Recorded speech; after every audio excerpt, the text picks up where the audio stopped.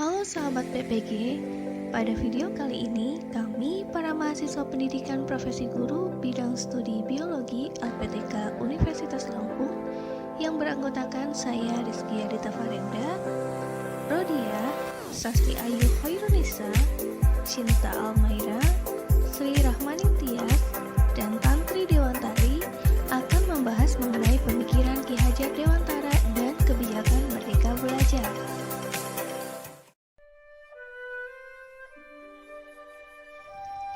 Ki Hajar Dewantara memiliki nama asli Raden Mas Suwardi Suryaningrat. Beliau lahir pada tanggal 2 Mei 1889 dari keluarga kerajaan Jawa. Ki Hajar Dewantara memiliki keistimewaan bersekolah di sekolah Belanda dari sekolah dasar sampai sekolah tinggi. Pada tanggal 18 Agustus 1913, beliau diasingkan ke Belanda akibat kritiknya terhadap pemerintah Belanda. Pada masa pengasingan itu, Ki Hajar belajar di pendidikan tinggi keguruan dan mendapatkan sertifikasi mengajar. Selama masa studi, Ki Hajar mempelajari pemikiran tokoh-tokoh internasional. Pemikiran Ki Hajar Dewantara tentang pendidikan dan pengajaran dibentuk dari 3 tokoh, yaitu Frederick Froebel, Maria Montessori, dan Rabindranath Tagore. Ki Hajar Dewantara berusaha membentuk sistem pendidikan di Indonesia berdasarkan pengembangan ide dari 3 tokoh tersebut. Dalam pemikiran Ki Hajar Dewantara, pendidikan dan pengajaran untuk anak-anak dan remaja seharusnya dibentuk berdasarkan keinginan dan potensi dari masing-masing peserta didik. Peran guru dan orang tua memberikan dukungan dan tuntunan bagi para peserta didik. Dalam pendidikan anak dan remaja, mereka harus diberikan kebebasan dan kemerdekaan untuk berkembang berdasarkan keinginan mereka yang disesuaikan dengan minat dan bakat mereka masing-masing. Pemikiran Ki Hajar Dewantara dan kebijakan Merdeka Belajar. Kurikulum Merdeka merupakan kurikulum yang digagas oleh Nadiem Makarim yang terinspirasi oleh Ki Hajar Dewantara. Dalam sistem belajar, Ki Hajar Dewantara menerapkan 3 gagasan utama. Gagasan utama itu yang pertama taman siswa, kemudian pamong, dan juga among. Taman siswa, di mana taman siswa ini diidentikan dengan bermain yang menghadirkan kegembiraan dan keindahan untuk pengunjung. Di sini siswa diibaratkan seperti pengunjung taman siswa yang akan menjadikan tempat ini sebagai tempat bermain yang menyenangkan. Jadi, taman siswa dapat diartikan sebagai sistem persekolahan yang menjadi tempat bermain untuk siswa. Siswa diberikan kemerdekaan untuk tumbuh dan berkembang, belajar sesuai dengan keinginan dan kemampuan mereka. Kemudian dukungan dalam proses pembelajarannya oleh guru sesuai dengan kebutuhan masing-masing siswa secara individual. Selanjutnya among. Siswa berperan sebagai prioritas utama yang harus dilayani oleh guru. Di sini guru berperan sebagai fasilitator yang memberikan tuntunan, kepedulian, serta kasih sayang kepada peserta didik. Prinsip among ini ada 2 hal. Yang pertama, kemerdekaan siswa untuk belajar, yaitu guru memberikan kebebasan kepada peserta didik untuk memilih pembelajaran yang mereka butuhkan. Hal ini dilakukan untuk mengoptimalkan bakat serta potensi peserta didik. Kemudian, prinsip selanjutnya, belajar sesuai dengan keinginan dan kemampuan peserta didik. Yang terakhir, pamong. Pamong dianalogikan sebagai petani yang menanam padi, di mana petani tidak dapat menentukan ke arah mana padi akan tumbuh. Ini dapat diartikan bahwa guru dituntut untuk lebih memperhatikan minat, bakat, dan kemampuan peserta didik, serta memberikan sebuah dukungan yang dibutuhkan untuk perkembangan peserta didik. Dukungan ini dapat dilakukan dengan dukungan psikologis, yaitu memberikan motivasi, inspirasi, serta memfasilitasi kondisi yang dibutuhkan peserta didik untuk dapat berpikir kritis secara mandiri dalam proses belajar merdeka. Baiklah, saya Tantri Dewantari. Di sini saya akan melanjutkan penjelasan terkait pemikiran Ki Hajar Dewantara dan kebijakan Merdeka Belajar episode kedua. Seperti yang kita ketahui bahwa pemikiran Ki Hajar Dewantara memang memberikan pengaruh yang sangat signifikan terhadap perkembangan dunia pendidikan, termasuk pada saat ini lahirnya gerakan Merdeka Belajar yang sedang kita alami pada saat ini. Diawali dari pendirian Taman Siswa oleh Ki Hajar Dewantara dan beberapa tokoh politik lainnya melalui kegiatan diskusi dan pertemuan yang dinamakan Sarasehan Selasa Kliwon pada saat itu. Pendidikan adalah senjata paling ampuh untuk dapat melawan kolonialisme Belanda.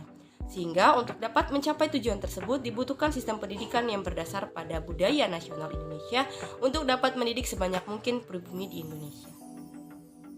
Nah, pada masa pemerintahan kolonial Belanda memang mendirikan beberapa sekolah untuk rakyat pribumi, namun kurikulum yang disediakan tidak berdasarkan pada kebutuhan rakyat Indonesia. Rakyat Indonesia dididik hanya untuk dapat mewujudkan kepentingan Belanda. Dan pemerintah kolonial Belanda hanya membentuk mentalitas rakyat Indonesia sebagai mentalitas budak untuk dapat melayani kebutuhan dari pemerintah kolonial Belanda. Nah, pendirian Taman Siswa ini didesain oleh Ki Hajar Dewantara sebagai rumah kedua bagi para siswa, di mana interaksi antara siswa, guru, dan orang tua tidak terbatas pada jam sekolah saja. Hal ini bertujuan agar siswa dapat nyaman mengekspresikan kreativitas dan minat belajarnya. Dan pamong yang bertugas di dalam Taman Siswa ini benar-benar menyediakan contoh bagi para siswa yang berlandaskan pada prinsip Ingar Sosung Tulodo, Ingmadio Mangunkarso, dan Tuturi Handayani. Keberhasilan Taman Siswa ini sudah diakui oleh seorang ahli hukum Belanda yang bernama Vollenhoven pada saat itu, yang menyatakan bahwa Taman Siswa berhasil menyediakan pendidikan yang terjangkau dan berkualitas 100 kali lebih baik dibandingkan dengan model sekolah barat. Nah, keberhasilan dari Taman Siswa ini memang benar-benar dicapai berlandaskan pada prinsip utama Taman Siswa. Nah, prinsip utama dari Taman Siswa ini yang melatar belakangi dan Assalamualaikum warahmatullahi wabarakatuh. Perkenalkan, nama saya Rodia, anggota dari kelompok 4. Pada video ini, saya akan menjelaskan mengenai asas trikon, kontinu, konvergen, dan juga konsentris dalam pendidikan. Nah, pendidikan ini sebenarnya suatu proses yang dinamis, di mana pendidikan harus terus berubah, berkembang sesuai dengan kondisi zaman dan juga kondisi murid. Nah, sistem pendidikan ini tidak hanya dipikirkan oleh para pakar, sekolah dan juga kelas juga harus memikirkan sistem pendidikan, karena sekolah dan juga kelas merupakan ruang lingkup kecil yang menjadi ujung tombak berjalannya sistem pendidikan. Nah, setiap sekolah pasti memiliki lingkungan, masalah, kondisi yang berbeda-beda, sehingga dalam penyelesaiannya atau pengembangannya pun berbeda-beda. Misalnya sekolah yang berada di dekat pesisir pantai bisa mengajarkan kepada peserta didiknya untuk melakukan kegiatan penanaman pohon bakau untuk mencegah abrasi. Sedangkan sekolah yang berada di lingkungan pegunungan bisa mengadakan kegiatan untuk melakukan reboisasi. Kemudian bagaimana penerapan pembelajaran bermakna bagi murid berdasarkan asas trikon tersebut? Nah, asas trikon yang pertama adalah kontinu. Kontinu ini sendiri diartikan sebagai perkembangan secara berkesinambungan, dilakukan secara terus-menerus dengan perencanaan yang baik. Nah, hakikatnya dalam belajar, manusia adalah pembelajar sepanjang hayat. Manusia dalam hidupnya akan selalu belajar hingga akhir hayatnya. Nah, kemauan belajar, rasa ingin tahu, dan juga motivasi internal yang ada dalam diri seseorang atau dalam diri murid perlu dilakukan stimulasi sehingga akan melahirkan murid yang memiliki kemampuan self-regulatory learning atau kemampuan pengaturan belajar secara mandiri. Nah, stimulasi ini bisa dilakukan dengan guru mengajak murid melakukan kegiatan di halaman atau lingkungan sekolah. Kemudian murid mengamati apa yang ada di lingkungan sekolahnya. Kemudian guru memberikan pertanyaan pemantik dengan harapan murid bisa menjawab secara langsung apa yang telah ditemukan, apa yang diamati di lingkungan sekitarnya, maupun menceritakan pengalaman yang pernah ia alami di lingkungan rumahnya atau lingkungan tempat tinggalnya. Kemudian dari dialog-dialog tersebut diharapkan bisa memberikan ruang untuk murid berekspresi, mengekspresikan, mengungkapkan rasa yang ia miliki, yang ia temui, yang ia rasakan, terkait pendapatnya juga. Kemudian apabila murid merasa tidak tertarik, apa yang harus guru lakukan? Nah, guru bisa melakukan pendekatan dengan bertanya kepada murid tersebut mengenai lingkungan seperti apa sih yang sebenarnya ingin murid kunjungi dan juga menarik untuknya. Nah, dalam hal ini, guru berperan untuk menentukan tujuan dari pembelajaran, memantau proses pembelajaran, dan juga membimbing murid melakukan refleksi pengalaman belajar agar si murid ini dapat memahami hubungannya dengan lingkungannya, kemudian peran dan tugasnya untuk lingkungan itu apa, serta kontribusinya dalam menjaga lingkungan itu seperti apa. Kemudian, asas yang kedua yaitu convergence. Convergence ini diartikan sebagai bersama bangsa lain mengusahakan terbinanya karakter dunia sebagai kesatuan kebudayaan umat manusia sedunia tanpa mengorbankan nilai atau identitas pada bangsa masing-masing. Nah, pengembangan yang dilakukan dapat mengambil dari sumber ataupun bahkan dari praktik pendidikan di luar negeri, seperti yang pernah Ki Hajar Dewantara lakukan ketika mempelajari praktik pendidikan dunia, seperti Maria Montessori, Froebel, tetapi tetap tidak melupakan kebudayaan dan juga identitas bangsa. Sehingga ketika kita menerima budaya asing, ketika kita belajar budaya luar negeri, budaya pendidikan luar negeri, kita tidak telannya mentah-mentah, kita tidak langsung mempraktekannya mentah-mentah. Kita harus mengolahnya terlebih dahulu, kita harus memilahnya, mengorganisirnya untuk kita sesuaikan dengan kepribadian bangsa Indonesia. Apakah budaya tersebut sesuai ataupun tidak. Kemudian untuk asas yang ketiga yaitu konsentris. Nah, Ki Hajar Dewantara menggambarkan manusia ini sebagai titik kecil, di mana titik kecil itu kemudian bersama ataupun berkumpul dengan titik-titik lainnya, membentuk suatu lingkaran besar yang disebut dengan keluarga. Nah, lingkaran besar tersebut kemudian berkumpul lagi membentuk lingkaran yang jauh lebih besar lagi, atau yang biasa dikenal dengan organisasi. Nah, untuk pengembangan pendidikan, kita harus tetap berdasarkan kepribadian kita sendiri atau bersifat konsentris tersebut.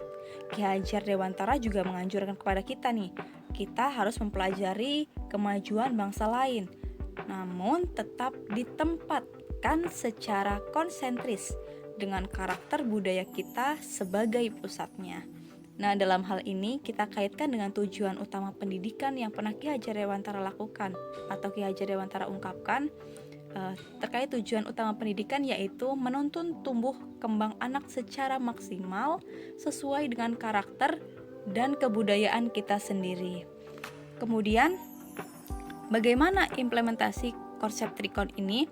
Nah, implementasi konsep Trikon ini bisa diamati atau direfleksikan dari apa yang sudah terjadi dalam pembelajaran. Nah, yang pertama, kita bisa mengamati dari manajemen kelas. Manajemen kelas yang mengatur pembelajaran tentu memiliki perencanaan secara berkelanjutan atau kontinu untuk menghasilkan perilaku, lingkungan, dan juga kurikulum yang berjalan secara efektif. Nah, konsisten yang dilakukan oleh manajemen kelas dalam menjalankan apa yang telah direncanakan ini merupakan contoh dari kontinu dalam pendidikan. Kemudian, murid juga diberikan kemerdekaan untuk bisa belajar, bertanya, dan juga mengembangkan potensi yang dimilikinya. Nah, kesinambungan manajemen kelas yang dilakukan secara konsisten memberikan ruang kepada murid-murid yang ada di sekolah tersebut untuk mengeksplorasi gagasan, ide, dan juga kreativitas yang dimilikinya. Nah, jadi dari manajemen kelas ini kita bisa tahu perencanaan seperti apa yang bisa dilakukan secara berkelanjutan yang bisa memberikan ruang untuk murid berekspresi terkait ide, gagasan, dan juga kreativitas yang dimilikinya. Kemudian dari metode belajar. Nah, metode belajar yang disajikan kepada murid bisa merujuk pada berbagai metode pembelajaran, baik yang dikembangkan di dalam negeri maupun di luar negeri. Contohnya seperti metode pembelajaran STEM. Namun kita harus mengetahui terlebih dahulu konsep pembelajaran STEM itu seperti apa. Dengan memahami konsep pembelajaran STEM, guru dapat menyesuaikan keinginan belajar murid dengan kondisi ketersediaan daya dukung untuk belajar dengan tetap menghasilkan nilai lokal. Jadi dengan kita mengetahui konsep pembelajaran STEM, kita harus bisa menyesuaikan apa kebutuhan murid kita dan bagaimana kondisi lingkungan, apakah mendukung ataupun tidak. Kemudian, meskipun metode pembelajaran dalam pendidikan bisa mengacu pada konsep manapun secara terbuka, tetapi hal itu tetap dilakukan secara konsentris, ataupun kita harus tetap mempertahankan jati diri dan juga identitas bangsa kita, sehingga metode-metode pembelajaran yang kita terapkan, yang kita gali, yang kita pelajari harus tetap kita sesuaikan dengan kondisi bangsa, kondisi lingkungannya, identitas bangsa, dan juga jati diri bangsa. Sekian. Halo sahabat PPG, saya Sasti Ayu Khairunisa. Pada kesempatan kali ini saya akan menjelaskan tentang membimbing murid memperbaiki bangsa. Pada lingkungan sekolah, kita telah mengetahui adanya pemeringkatan atau ranking sebagai hasil dari proses pembelajaran yang sudah dilakukan siswa selama 1 semester. Hal tersebut sebagaimana yang banyak diartikan, apabila semakin tinggi peringkat yang diperoleh, maka semakin baik prestasi belajarnya. Kebalikan daripada itu, semakin rendah peringkat yang diperoleh, otomatis semakin buruk juga prestasinya.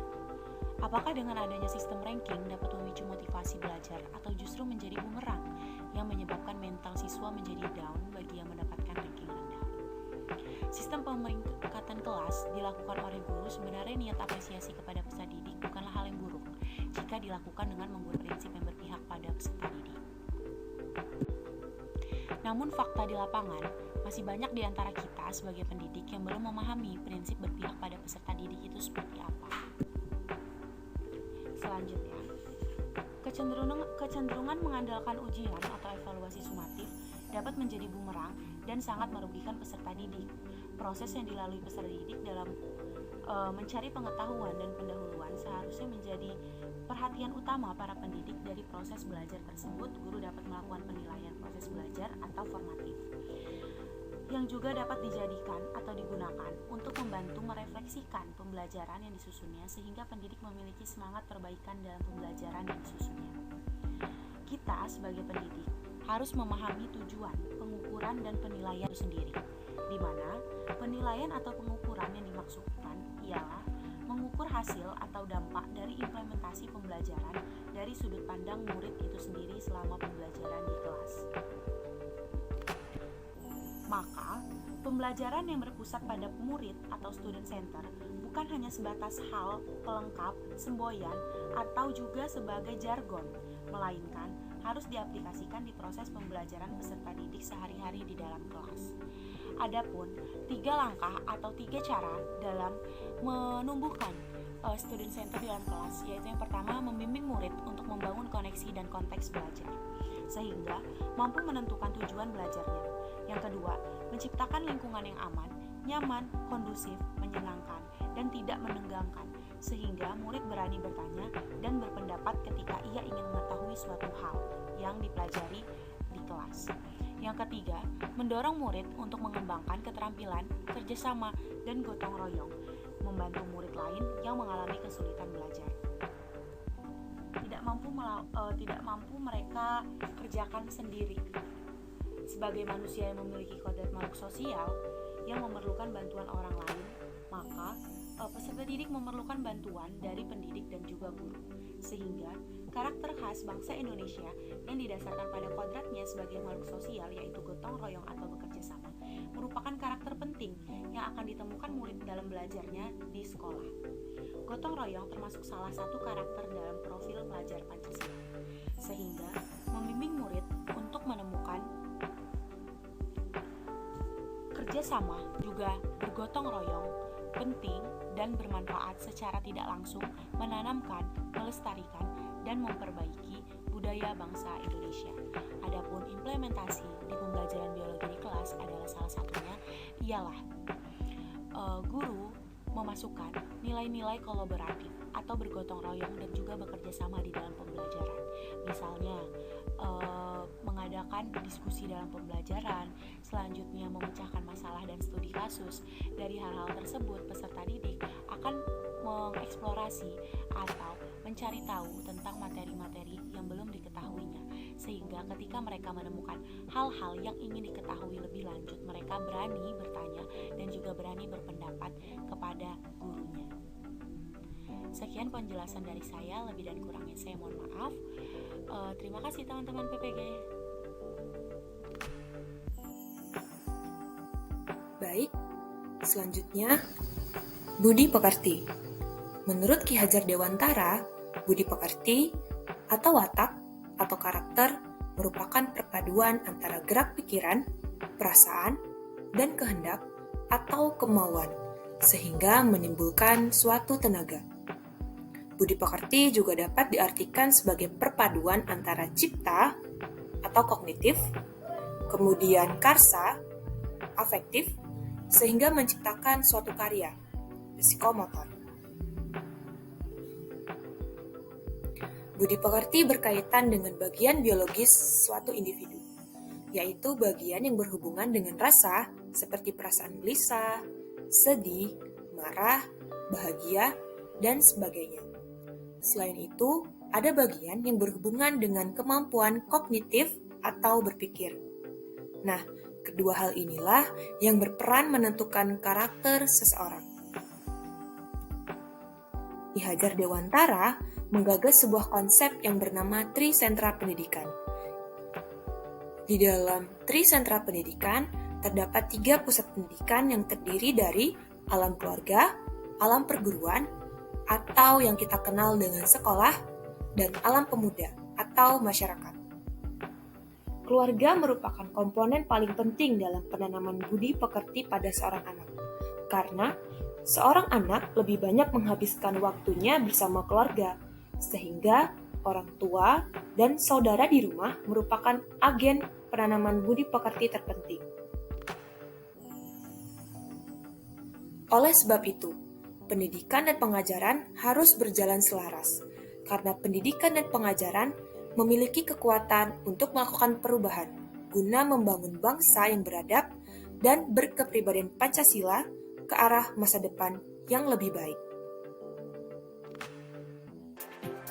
Sahabat PPG, itulah penyampaian dari kelompok kami mengenai pemikiran Ki Hajar Dewantara.